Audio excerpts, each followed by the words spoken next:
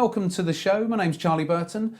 2 years ago, my guest here today was last with us, and he was previously on the BBC documentary Traders Millions by the Minute. You may have seen him on that, but we had him on the show 2 years ago, and he's finally back. Rene Muccio, welcome back to the show. Hello, Charlie. Yeah, how you doing? Okay. Good. Now, when we did that last interview, which I can't believe was in April of 2017, and here we are in June of 2019, we had so much feedback on your interview, and over the last 2 years, I've constantly had people saying, "When's he going to be back on the show? When are you going to interview him again?" So I can't believe it's gone by so fast. But can you fill us in a little bit on what happened post that last interview, and then we'll take it from there. Yeah. So you very kindly offered to help me trading. Now I just decided. I took pity on you. You did. You did. I was still in the frame of mind of having failed at it, so I still wasn't in a good place. I was still setting up a gardening business, so it was starting again.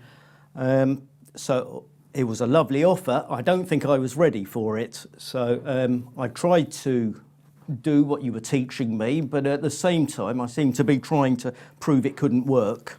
Yeah. And then last year, I kept persevering. You said, no, write it down, do this or do that, which I started doing. So last year it started improving. And then towards the end of last year, I started getting, I couldn't sabotage it anymore. I kept trying to mess around with it. Why were you doing that then? Because we got to that interview, and it was a fascinating interview, and I think that's why the viewers had so much empathy for you, because a lot of people have these similar experiences themselves who are getting into trading or have been struggling for a few years or whatever. And I gave you that system of trading to learn, to go away and learn for yourself. But why do you think that you still sort of were fighting back in a way over that 12 months?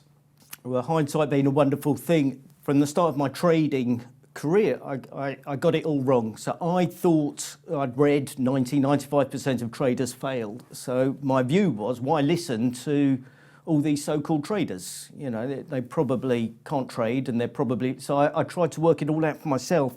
Yeah. And I think that carried on when you gave me the system. I tried to initially prove it can't work. I didn't consciously do that. But I think that's what I was doing. So my belief system was all wrong.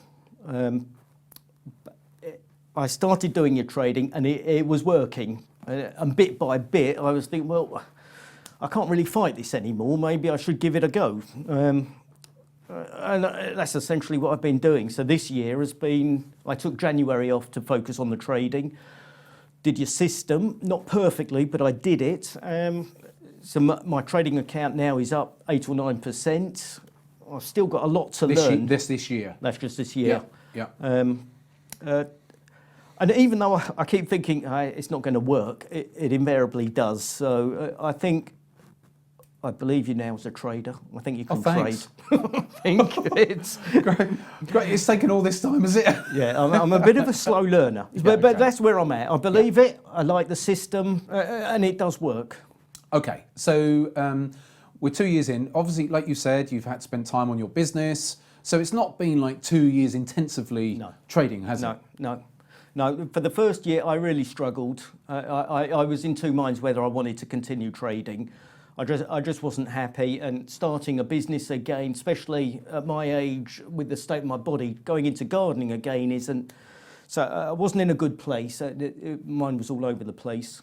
But the gardening's improved, and that's brought an income in. It's taken the pressure off the trading. I think that's a good point, actually, because a lot of traders out there, they want to trade for a living, like you did years ago when on that BBC programme. You were trying to do it. You'd given up your antiques business prior to that. And it does put a huge pressure on you, doesn't it, psychologically? Too much. It should never do it that way. I was focused on the outcome the whole period, so I thought, yes, take a year, 2 years out of, or stop the antiques, do this, couple of years, start making money, that will be it. And I wasn't making money after a couple of years, and then the pressure starts building. You know, bit by bit, you start getting nervous of trades, you start getting afraid, all the ways you should not be trading. You know, you you've got to enjoy the process, and I wasn't. I was totally focused on the outcome. I think that's a really salient point that you've made there, because most traders do get into trading and focus too much on the outcome rather than, like you said, the process of trading. Yeah. So what was it that made you think that way? Was it the fact that your business was there and you've started to have this structure? Because we've had a coffee just before coming on here today, and that's what you've talked about. Your discipline is so much better, and you feel that you've got more of a structure, and you don't do any of this other stuff anymore. Well, I can trade, so thank you. I can trade. I used to think if I said I could trade, it meant I was making a living. And the two things are totally separate. I can trade in the sense that I am disciplined. I have an entry place where I know I'm going to get in, the stop will automatically go in, and the profit target automatically goes in. And I stick to that. So, and I'm getting quite good at finding setups. So my trading is good. I'm not making a living from it, but the trading aspect is good. Mm-hmm. What did you ask? Well, no, that's what I was asking. Yeah, exactly. And so, consequently, I enjoy it. Well, okay, and I was going to talk about discipline, but okay, so didn't you say to me earlier on, and I thought this was an important point, that for the first time pretty much ever, you actually enjoy trading now? Yeah, I look forward to switching on the computer. I mean, the biggest fear has gone, whichever that was, I don't know. I obviously had a lot. And I look forward to looking for setups, and I'm excited. And it doesn't matter when I do it, midnight, during the day, it doesn't matter. I'm looking forward to it. Yeah. So, and that is so important. Okay, so you've got to this point where, okay, although we did the last interview 2 years ago, and you're all over the place a bit then, and that's why I said, well, let's give you some structure, let's give you a strategy you can take away with you, and you did in that 12 months, I know you did do some bits with it, because you were emailing Sam, my PA, and saying, you were doing okay. But it just wasn't enough, because you then have a long period off because you were busy with work. No, I was doing it. I was also doing a lot of my own bag trades. Okay.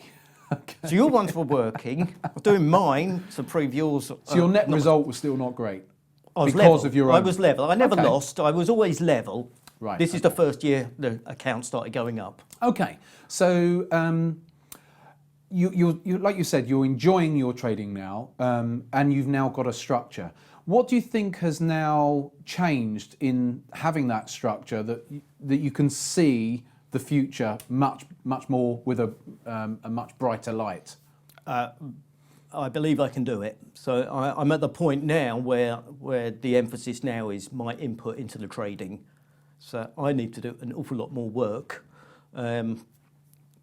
We were talking about it earlier. I've got to start looking at trades as a package and mustn't focus on individual trades. And I've just got to have a broader picture of what I do. But fundamentally, I believe it's profitable. What I'm doing is profitable. So that gives me the confidence now to go forward. Okay, so these are the two things that I'm picking up on at this point. Before we go to the end of part one, we'll come back for part two in a moment.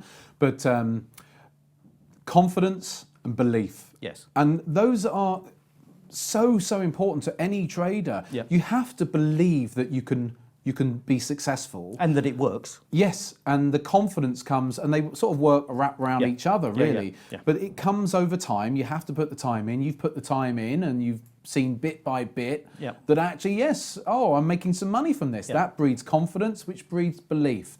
And that's a good time to finish this part one. What we'll do is we'll come back in part two, and I'll ask you a bit more specifically about what you've said about your actual trades, and also about clumping them together and not focusing on one trade at a time. So we shall be back in part two very shortly.